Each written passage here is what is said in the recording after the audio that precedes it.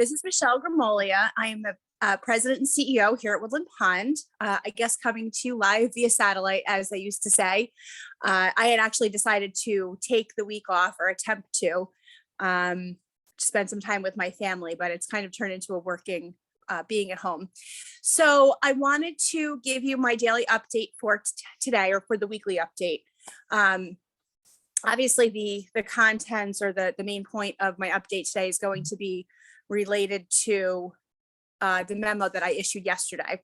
So we ended up, obviously, many people, staff and residents alike, really sort of took advantage of the opportunities to see family over Christmas, Hanukkah, now Kwanzaa, and other, celebrations of the season. And as we're seeing sort of all over the news, cases of COVID are up, to historically high levels. So the good news is that this particular, I guess, uptick, or wave, as they say, seems to be more pervasive in terms of the quantity of positive cases, but the hospitalization level and the level of severe illness seems to be less than in the past.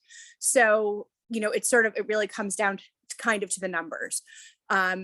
So we have been very committed to doing everything that we can to not, ever resume or return to a full shutdown on campus. We have, as many of you know, because we've had a couple of staff positives and resident positives in the health center, we've been sort of in cycles of, not having the health center dining rooms open. We have had, no congregate activities in the health center for a couple of weeks now. And so that has helped, forestall or ensure no sort of further spread of those positive cases. I think we also indicated in a memo last week to you that we made the decision to require that all of our direct care staff, so those that are doing hands-on care, now have to wear an N95 mask at all times while on campus, and as well eye protection and full PPE when they need to. And again, this was a decision that we decided to make. There's a cost implication, of course, and there are supply chain issues because, like everything else, we're having trouble getting access to some of those supplies. But despite all of that, and because of our commitment to, trying to keep COVID off campus, we did make the decision to make that investment, and it seems to be paying off because we're not having spread, so to speak. So now we look at independent living. We look first at Ulster County, and we see, as you saw in my memo, in a red line item yesterday, Ulster County's positivity rate is over 15% as of the 26th. I'm sure it was similar yesterday. That's by far the highest it's ever been during COVID. I can't actually remember a time that it was been in the double digits. So obviously that's very concerning. And of course, we're seeing tons of staff and residents calling and telling us that they've been exposed. So this is more than we've seen sort of ever in the past. So again, while the development of the illness seems to be lessened, particularly in those that are boosted and vaccinated, there's no question that there's a huge number of cases. So we have to be responsive to that. And just as we're taking those protective steps in the health center, our leadership team did decide that we need to proactively do the same thing in terms of congregate activities and group activities in independent living for the next, I guess it's 2 weeks from tomorrow. And some have asked, why is that the time frame? And that is the time frame right now because New Year's Eve is this weekend. And we do anticipate that, similar to what folks did for Christmas, folks will want to enjoy a New Year's Eve celebration. I know a number of residents have indicated that they had plans because they weren't able to do anything last year. Certainly we've got staff that are probably going to do the same.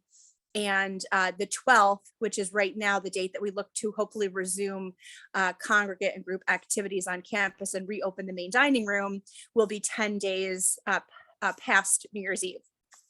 So that 10 days is sort of that incubation period. So, we are driven to not close Dedrick's, to not close the salon, to not close the fitness room and the pool, to not close for visitation. All of those things are still able to happen. Obviously, activity within the dining room, which is unmasked and very close together, is the highest risk. So that's why we made the decision to close the dining room for the next couple of weeks. This will ensure the best possible opportunity for us to, make sure that we're limiting any kind of spread. I'm sure that you saw in my memo yesterday that we do have an independent living resident that is positive right now. She did eat in the dining room last week, and otherwise has basically stayed in her apartment. Her family members have all tested and through today are continuing to test negative. So there's some question of the origin of her illness, but the reality is that with COVID being so pervasive, it could have been picked up anywhere. So, it's an indication that we all have to just be careful. So again, to be very clear, we are still providing transportation to medical appointments. We are still welcoming visitors, and all visitors will need to be screened. We are maintaining, the amenities will be open with the exception of the main dining room. So the pub will be open for takeaway, Dedrick's will be open, the salon will be open. So we're really trying hard not to shut things down, but just those high risk activities where, there's a lot of people together, particularly in the dining room, unmasked, happy hour, those kinds of things. They're just a high risk right now. So, we're trying to do this very judiciously. For those that have asked me about, again, having visitors come or going off to see visitors, as Woodland Pond is not restricting that. So we had asked for those of you that did spend time with loved ones off campus or on campus even for Christmas to just kind of lay low, stay in your apartment or your cottage home, stay in your health center unit. If you did spend time with loved ones over the holidays, and as I said in my memo yesterday, although the residents tend to be sort of generally not in the public a ton, most families are at this point. Most families have someone in the household that's working or going to school. And even if they are vaccinated, chances are higher that folks that don't live at Woodland Pond are sort of interacting with the public in a way that could increase their risk. So everything isn't exactly created equal, and we're not mandating anything, but we are asking you to just lay low because those risks of having picked something up at a holiday party or holiday family gathering is higher than if you were just at home or just among residents. So you kind of have to use your best judgment. Again, we're not mandating anything at this point, with the exception of mask wearing, of course. Residents are inherently high risk. That's sort of always been the case. And that's the case now. But, we're just trying to do things in a safe manner, keep an eye on, things that are going on. For those of you that need to grocery shop, knowing that the dining room is going to be closed for a couple of weeks, Jason did actually arrange to have additional transportation this afternoon because starting tomorrow, we're going to only do transportation for medical appointments. We're not going to be doing shopping, trips and such like that, because we're really just trying to limit the amount of, unnecessary or non-critical, use of Woodland Pond resources as an attempt to really just try to, prevent or contain any kind of illness. So if you do need to go to the grocery store to grab a few things, you can go ahead and Jason's going to have that going this afternoon. You can just kind of go down to the lobby. Would not be a bad idea to double mask if you're going on the bus. So again, 2 masks. If you don't have 2 masks, you could, you should have 2 masks. But if you don't have 2 masks, you can ask concierge for a second. Again, that's not going to be required. These are all just things that you could do to kind of maintain your safety. So with that, I'm going to just, say thank you all for your patience. Although I am home, I am obviously on email. This isn't, I'm not off, so to speak.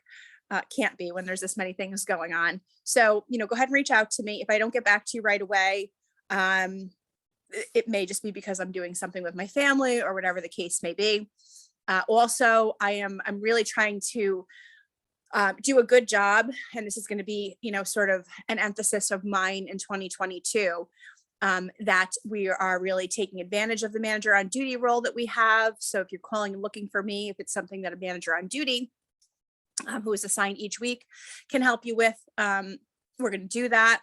I'm going to be sending people directly to the department heads for the matters at hand, give the department heads an opportunity to be responsive before, residents have come to me sort of escalating an issue. I think it's really important for the department heads to be able to be the first line of response. So if you're getting that from me, that's why. So, it's sort of become a habit, I guess, because you do hear from me most on these kinds of issues, because I'm sort of the information sharer, that, the questions tend to come to me, the concerns and all that come to me, which is completely fine. But we kind of need to get back to the brass tacks of, again, letting the department heads be the ones that are to be responsive for the issues directly, and then escalating those concerns to me if you're not feeling like you're being responded to adequately. So anyway, that's more for 2022. Again, I will be reachable. I do not intend to come into the building this week if I can avoid it, just because I am spending time with my family, but I'm planning on being back on Monday.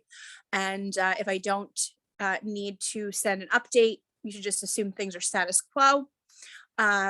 And I'm sure I'll be back in touch a little bit later in the week, at least in a memo form. Otherwise, I will see you all next week.